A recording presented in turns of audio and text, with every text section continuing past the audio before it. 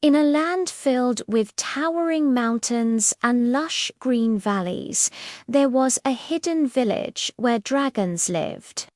Dragons of all shapes and sizes, with scales that shimmered like jewels in the sun. These dragons were known for one thing: their magnificent fire. They could breathe big fire, hot fire, loud fire that roared like a thunderstorm. But in this village lived a small, shy dragon named Puffin. Puffin was a gentle soul with emerald green scales and big, curious eyes, and Puffin had a secret. He was different from all the other dragons. When he took a deep breath, puffed out his chest, and tried to breathe fire, only soft, shimmering bubbles came out. The other young dragons would gather around to watch. "Look, it's Puffin, the bubble dragon." They'd giggle. "A dragon who blows bubbles. That's not very dragon-like." One dragon, a big brute named Scorch, would laugh the loudest. "You're no dragon at all. You're just a big green lizard with a soap problem." Puffin's little heart would ache with sadness.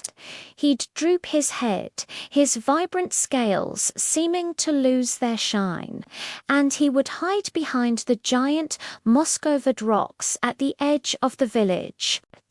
He just wanted to be like everyone else. He wanted to feel the warmth of the flame and hear the mighty roar that came with it.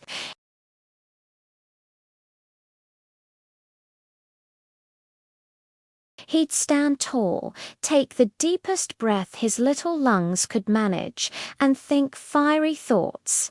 Fire, hot, burning fire.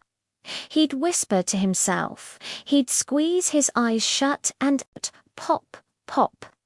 A stream of beautiful, iridescent bubbles would float gently into the sky, dancing on the breeze. They were lovely bubbles, some as big as dragon eggs, shimmering with all the colors of the rainbow. But they weren't fire. Dejected, Puffin would watch them drift away until they vanished, feeling more alone than ever. One sunny afternoon, a strange feeling crept into the air. The bright blue sky began to darken, not with rain clouds, but with something far more sinister. Dark, heavy clouds rolled over the mountain peaks, and a thick black smoke began to pour down into the valley. It smelled acrid and choking, and it swallowed the sunlight, plunging the village into a gloomy twilight. Panic erupted. The dragons couldn't see. The smoke was so thick it stung their eyes and made it hard to breathe. "What is happening?" A dragon coughed. "It's a mountain fire, but the smoke is trapped in the valley," another shouted. The village was in grave danger. The strongest dragons, including Scorch, flew into action. "We'll use our fire to burn a hole through the smoke," Scorch declared. He took a mighty breath and unleashed a powerful jet of flame. But instead of helping, the fire mixed with the black smoke, making it even thicker and hotter. The air became almost unbreathable. The other dragons tried to, but each blast of fire only made the terrible situation worse. They choked and sputtered, their powerful flames useless against the suffocating blanket of smoke. Dragons stumbled blindly, bumping into each other and their homes. Fear echoed through the valley. Hiding behind his rock, Puffin was terrified. He could hear the panicked cries and the desperate coughs of his friends and family. He was just a little dragon who blew bubbles. What could he possibly do? But seeing his village in such peril filled him with a courage he never knew he had. He knew he had to try something. Taking a deep, shaky breath, Puffin stepped out from his hiding place. He stood in the center of the panicked crowd, closed his eyes, and focused.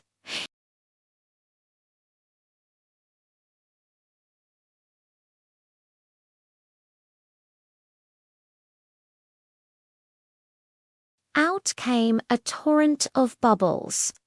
Not the small, delicate ones from his practice sessions, but big, strong, sturdy bubbles.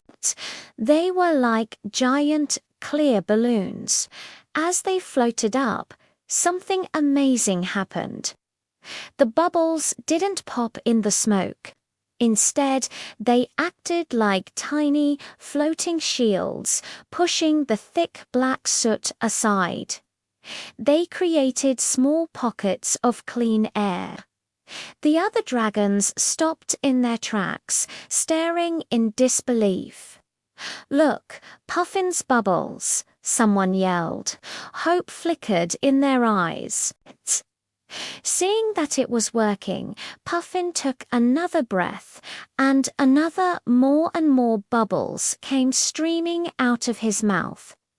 A river of shiny spheres rose into the air, a beautiful, glistening wall against the ugly black smoke.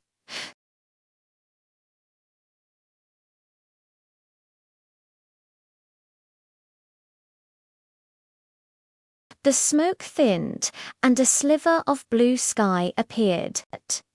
The dragons cheered him on. "Go, Puffin, go!" they shouted, their voices filled with awe and gratitude. Encouraged, Puffin blew his biggest bubbles yet.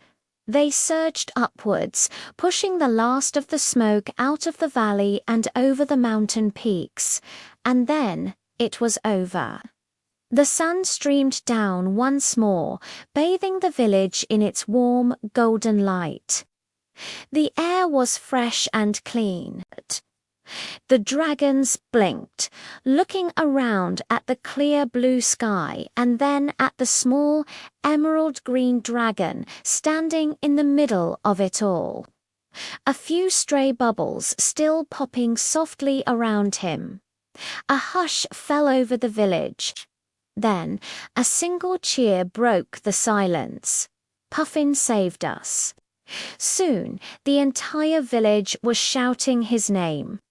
The dragons, who once laughed at him, now looked at him with respect and admiration. Scorch shuffled forward, looking at his feet.